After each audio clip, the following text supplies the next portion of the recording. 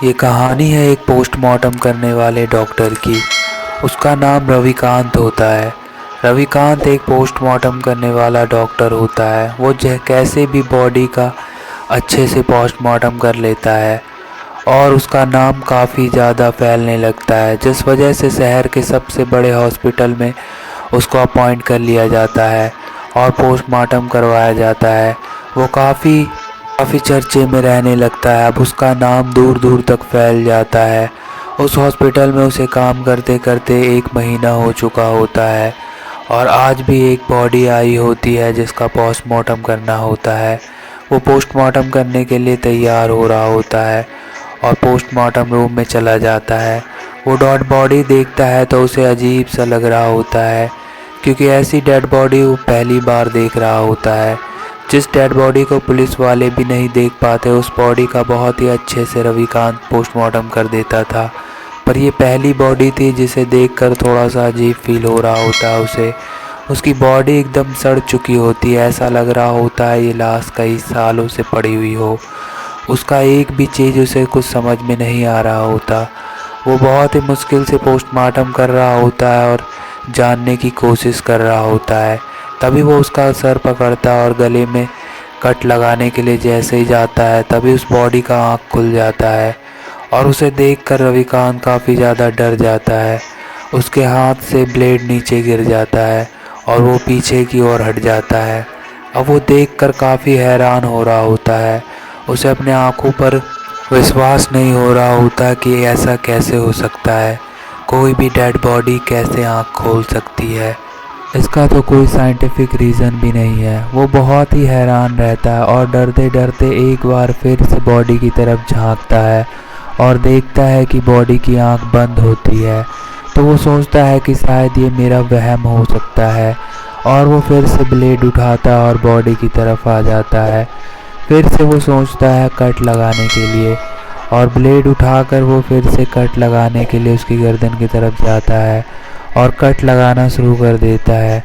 जैसे ही वो कट लगा चुका होता है, तभी देखता है कि उसकी आंखें फिर से खुल जाती है और उसकी आंखों की छोटी सी पुतलियां गोल गोल घूमने लगती है।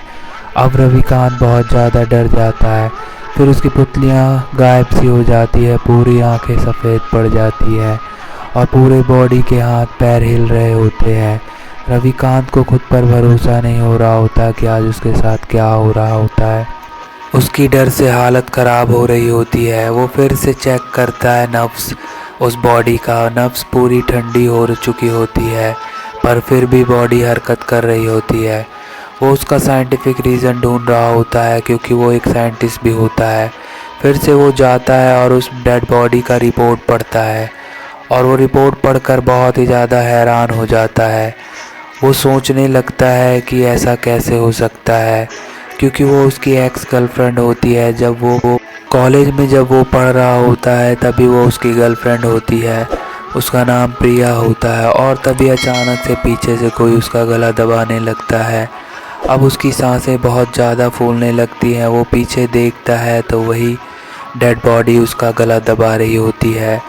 उसे कुछ समझ नहीं आ रहा होता कि उसके साथ क्या हो रहा है और वो डेड बॉडी की पकड़ बहुत ही ज़्यादा मजबूत होने लगती है।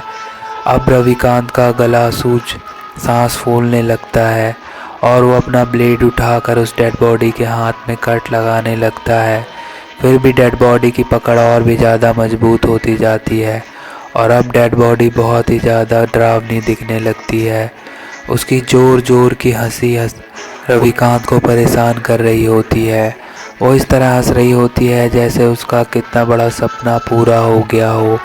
एक शैतान वाली हंसी वो हंस रही होती है, जिसे देखकर वो काफ़ी ज़्यादा परेशान होता और उसकी चीख निकल जाती है। तभी उसकी आंख खुलती है तो वो देखता है उसके सामने एक कंपाउंडर है और वो अपने हाथों में पानी का गिलास लेकर खड़ा है।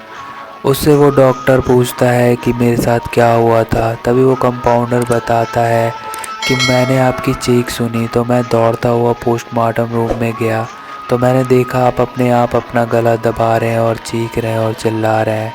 फिर देखते ही देखते आप बेहोश हो गए और मैं आपको यहाँ ले आया।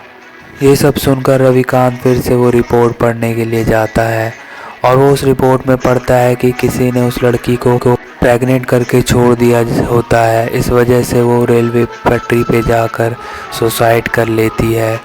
अब ये सब देखकर रविकांत और भी ज़्यादा हैरान हो जाता है, क्योंकि वो प्रेग्नेंट करने वाला रविकांत ही होता है।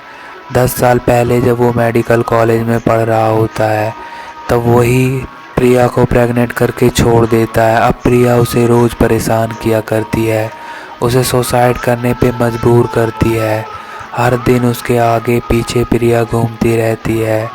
अब रविकांत बहुत ज़्यादा परेशान होकर सुसाइड करने के लिए चला जाता है और वो उसी पटरी के पास जाकर खड़ा हो जाता है और ट्रेन आकर उसे मार देती है। दोस्तों प्लीज़ सब्सक्राइब कर दें।